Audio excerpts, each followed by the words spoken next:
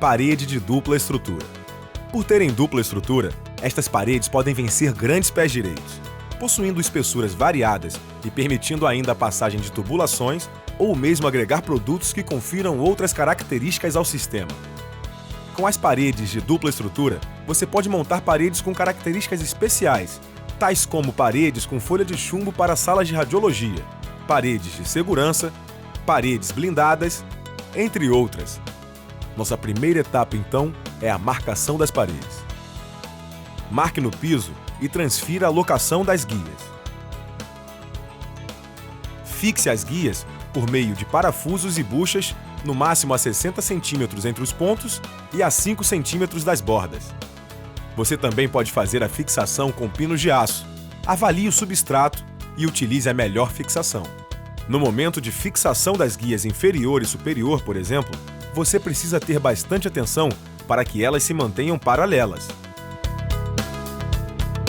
Pagine os montantes conforme a especificação, obedecendo ao máximo de 60 cm entre os montantes.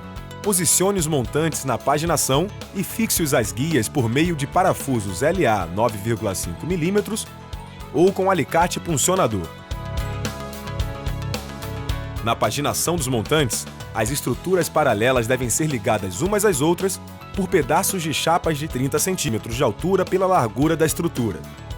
Essas chapas garantem a estabilidade da parede. O travamento das estruturas deve ser realizado a cada 1,5 metro de altura por 3 parafusos em cada montante. Na parede de dupla estrutura, os montantes podem ser duplos, então veja como deve ser feito. Você vai posicionar os montantes um de costas para o outro e, entre eles, colocar os pedaços de chapa a cada 1,5 metro e unir as 3 peças com parafusos TA. Na utilização de montantes duplos, a paginação deve ser realizada pelo eixo das estruturas. Ao finalizar a estrutura, passamos à fase do chapeamento. Para ilustrar, faremos o chapeamento com dupla camada de chapas por face. Desta forma, você aprenderá para quando precisar utilizar. Utilize as chapas conforme a especificação. Verifique a paginação e realize os ajustes de prumo na primeira chapa, eliminando a possibilidade de erros na paginação.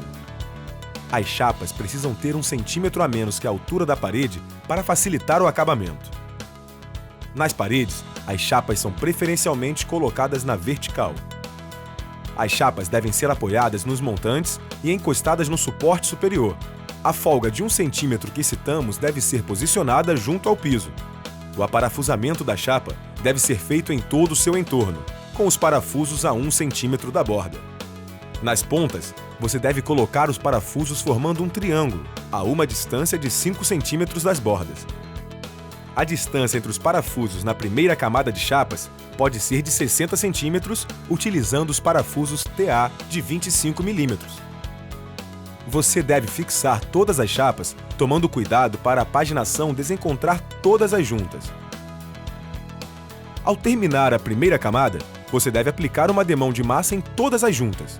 Não é necessário o uso de fita.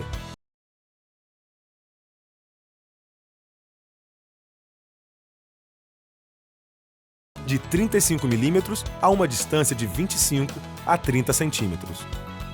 O tamanho do parafuso depende da quantidade de chapas que você vai compor a parede. A norma requer que o parafuso transpasse a estrutura em 10 milímetros. É preciso ter cuidado com a profundidade dos parafusos.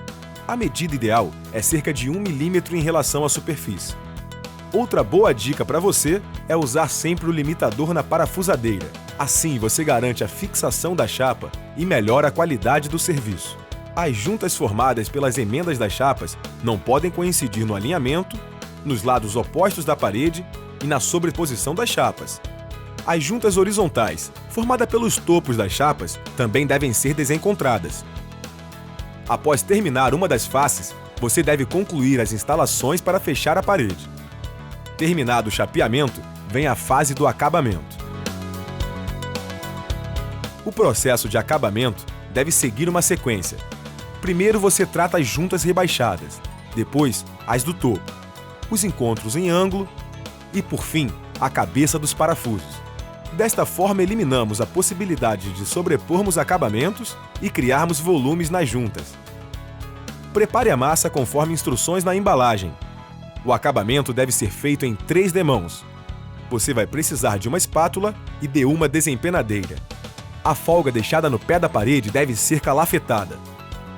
A primeira demão é chamada de massa fita-massa. Você deve aplicar uma camada de massa em toda a junta. Depois, deve colocar a fita JT e retirar o excesso de massa, apertando bem a fita para não ficar com bolhas ou vazios. No mesmo instante que retirar o excesso, você deve recobrir a fita com massa enquanto estiver úmida. Após a secagem da primeira demão, que dura em torno de 40 minutos, você vai aplicar a segunda demão. Se na segunda demão a junta não regularizar a superfície entre as chapas, aplique a terceira demão de massa. Na terceira demão, você poderá usar uma massa mais fluida para conseguir um acabamento mais fino. Nas juntas do topo, primeiro você aplica a primeira demão, o processo massa-fita-massa. Depois, você vai aplicar a segunda demão de massa com a desempenadeira, posicionando-a a partir da borda da junta em ambos os lados, abrindo a junta em 60 centímetros de largura. Para finalizar, a terceira demão é obrigatória. Nas juntas do topo, é importante retirar bem o excesso de massa, pressionando bem a espátula ou a desempenadeira para não criar acúmulo de massa.